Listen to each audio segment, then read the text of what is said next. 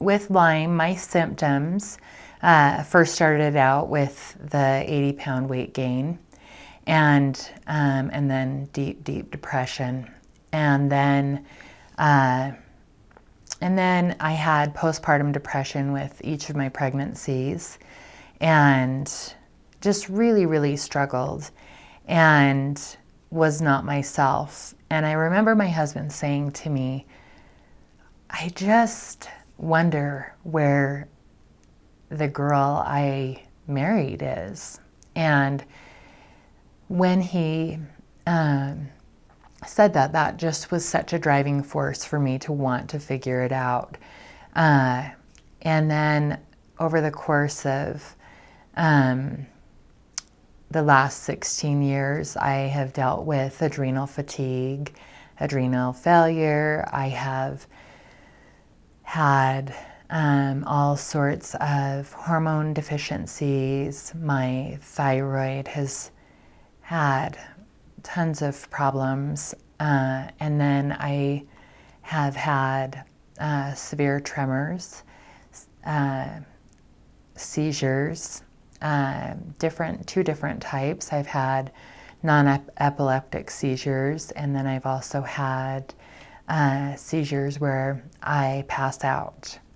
And then there have been times when I have those seizures where when I wake up, it's almost like I've had a stroke. I have slurred speech, and I lost my ability to walk on my own. I had to walk with a walker or assisted.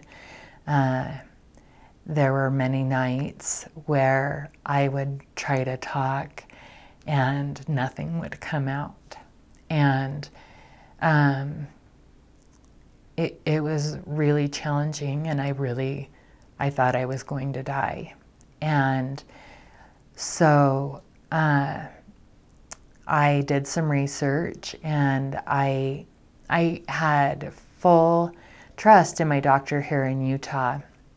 And I went on antibiotics, and he had me do a 2-week cycle of antibiotics, and then I was off for 2 weeks. And during that 2 weeks, I had been off the antibiotics for a day, and I had my first seizure. And then the next day, I had 15 seizures back to back to back. And I went to the ER, and the ER doctor wrote in his medical notes that I was faking my seizures because I was mentally ill. And I had my mom and my husband there, and he said that they denied any knowledge of me having Lyme disease. And that was so hurtful, just because he didn't understand it. He didn't want to learn anymore. And so he sent me home with no medication.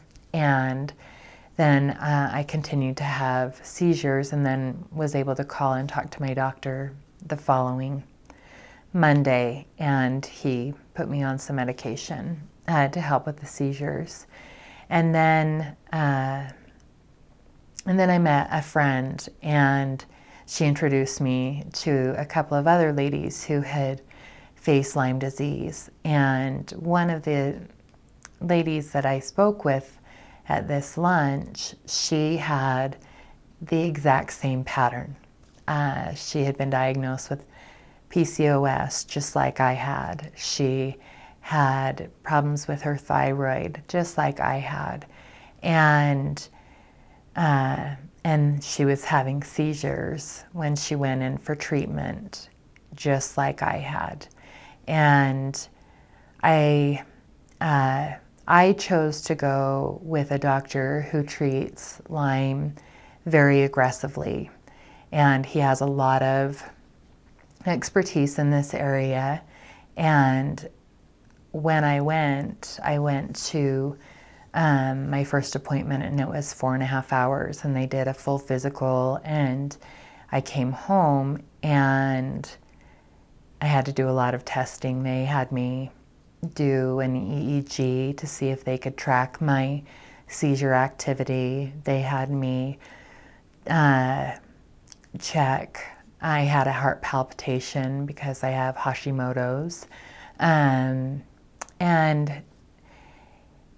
it was as if everything made sense. Everything I had gone through for the past 16 years all made sense when I went to this doctor. And we were planning to, when we went, my son was serving a mission, and we were planning to go and pick him up from his mission, and we just thought, we'll go, they'll give me some medication, and we'll be able to go. And that wasn't the case. The doctor came back in the room and said, Andrea, I'm really sorry, but you are going to have to do IV therapy because you are so sick. And that was terrifying to think about, having a central line and having to do all of the therapy at home, and then the travel going back and forth to this doctor. And I am forever grateful that that was what they recommended.